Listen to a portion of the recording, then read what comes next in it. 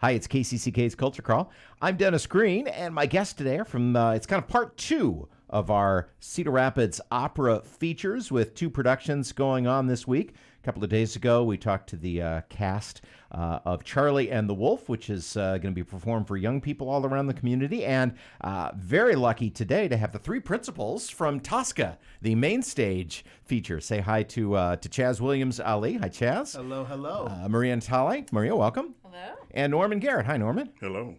Glad to have you all here. Before we dive into Tosca, let's talk. I want to talk a little bit about you and your careers, where you're from. I know that two of you have been with the Cedar Rapids Opera before, and I guess we'll start with the quote unquote native, because Chaz, you've lived you were at the university for a long time, and it's kind of a little homecoming for you. I have a huge soft spot in my heart for Cedar Rapids and Iowa City and this whole area. North Liberty, I didn't leave you out. You guys too. So I've been living in Germany for the last 4.5 years, but I spent a long time here in Iowa City for undergrad, and I grew up in St. Louis, so I'm a Midwest boy. You're a Midwest boy, yeah. Yeah. So tell me about the singing, the opera scene in Germany. It is completely different than here.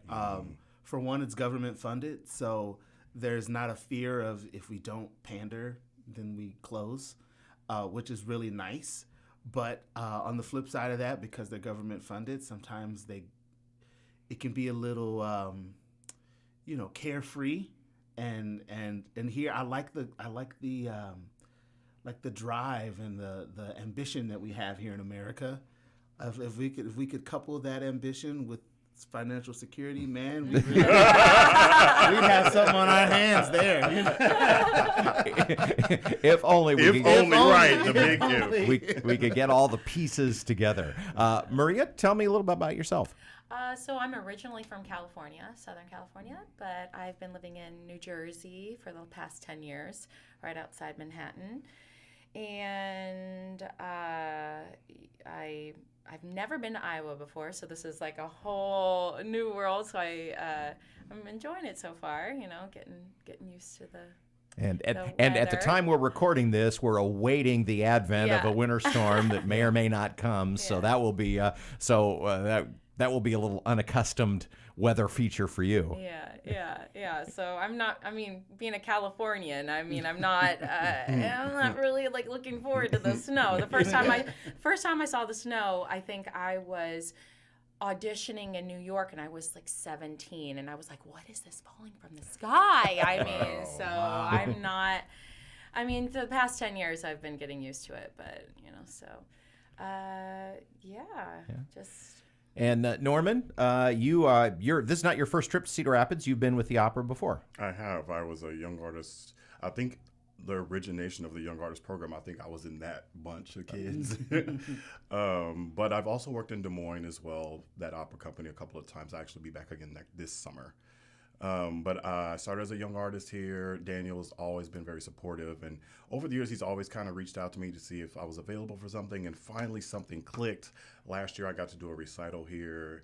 And now that's right. That's right. That was you. Yes. Oh, yeah. What a great night that was. It was really fun. And so that was like my kind of reintroduction after being away for such a long time. And now I'm here doing Scarpia in Tosca. So it's nice. And that brings us to Tosca, and it's by Puccini. And who wants to give me the elevator speech on the plot of the opera?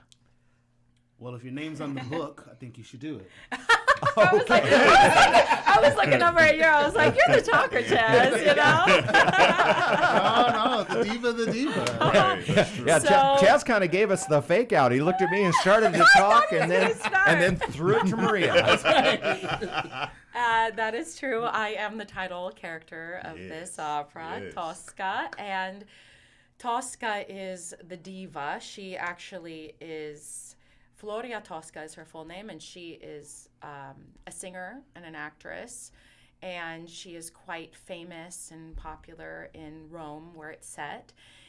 And she has a boyfriend, Mario Cavarossi, who is a painter, and she's quite a jealous woman, and she's very fiery, and she's always accusing him of having other, a wandering eye or other interests. And Scarpia, our police chief, who admires Tosca from afar, and he's followed her career to say the least. I think he's a little more obsessive than that. Oh, man. You just have to wait and see the show and see how that pans out. But not good for me. He kind of catches on to this notion that that Tosca has these feelings of jealousy about Mario and his interests in other women, but he doesn't. So he kind of plays on that and gets her feeling suspicious about Mario. And let's see. I don't want to give too much away.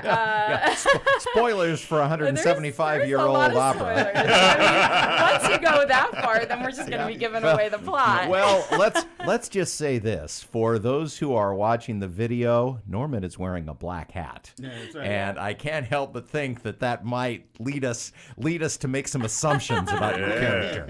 Never trust a guy in the black hat. He's up to no good. But can you be a real villain with a scrapbook of pictures of your crush? That kind of takes the sting out of it. It's kind of is like a serial. He's very serial and collecty with anything involving Tosca. So I think he's still a villain for sure. He's still a villain for sure. What's your experience with this opera previously? Any of you? Yeah, I did a production of this at the Skylight Music Theater in Milwaukee. It was a fantastic production. And that theater in particular prides itself on doing things in English. So we did Tosca in English. But we had a kind of a cool twist where Mario and Floria spoke Italian to each other. It was kind of their love language. So the arias got to stay in Italian because, who wants to hear Vici d'arte in English? And so, we had this, and then Scarpia was kind of jealous of that, and he never got to sing in Italian. And so then during the torture scenes, we still spoke in Italian. It was really kind of a cool thing, which I only bring that up because coming back to it now in Italian, there are still lines that I hear in English that really kind of inform I really know what's going on, and I really know kind of like, oh yeah, this is when he's kind of, really jealous of this or that. And it's been kind of great, but that was we did 12 performances in 2 weeks. It was that's a lot heavier lifting than this time around. Yeah, it was intense because it's a musical theater company, so we did a musical theater schedule. Oh, sure. But with Tosca. This is not a faint of heart opera to do 12 times in a short amount of time. It was no joke, but yeah. So it's a amazing piece that it's a blessing to sing every time. So I'm not taking that for granted. Just I'm happy to have the breaks. Yeah, Maria, Norman, what's your experience with this? I did this. This is my second time doing the role of Tosca, and I previously did it just this past year in San Jose, California. And then we had a 6-show run. It was great. I mean, I always had this feeling inside me that I was destined to sing this role, and it feels like it fits my throat so well. I felt like I can really dig into this one, so I'm very excited to be doing this again, and especially with this great cast. And Norman, tell me about your relationship with Puccini. So, not a great one. we just started dating. This is my first Scarpia, my first Tosca. It's my first experience. Yeah, I'm new. So as coming into this now, obviously you have tons of mileage in opera prior to this, but coming into it for the first time, just kind of reflect on your experience, singing this role out of the box. Well, I mean, out of the box, it felt really good to sing it. Like vocally, it felt very comfortable to do the role, which was the first start. Scarpia likes to listen to himself talk a lot. He monologues, and then when he's not monologue, he's talking to someone else. And that to me, that's been the most interesting part, because in a lot of ways, it's very much like a play for me. And then it goes into opera because he's constantly giving orders, communicating and with them, or, he's got all these relationships with all these different people. So, you find yourself really having to focus and know exactly what's coming out of everyone's mouth around you before you can actually feel FEEL, the role. Yeah. And Maria, since you've done this before, what when you come into a different environment with different co-stars, tell me about how the adjustment process goes. What do you bring from your experience, and how do you also open up to make it a new experience? Right. I try not to bring too many assumptions about how my cast is going to be or how I'm going to react or play off of them, and just kind of let that happen organically. And thank goodness, I mean, just these two here are just incredible colleagues to work with, and have made it so easy. We were just saying how it's just like a walk in the park, just playing off each other, and just and trying not to recreate anything that I did in the past. I have my ideas about my character, and I mean, Tosca has a very, very strong character. She's a very fiery persona. She has a lot of strength, and she's a little off the rails sometimes, But yeah,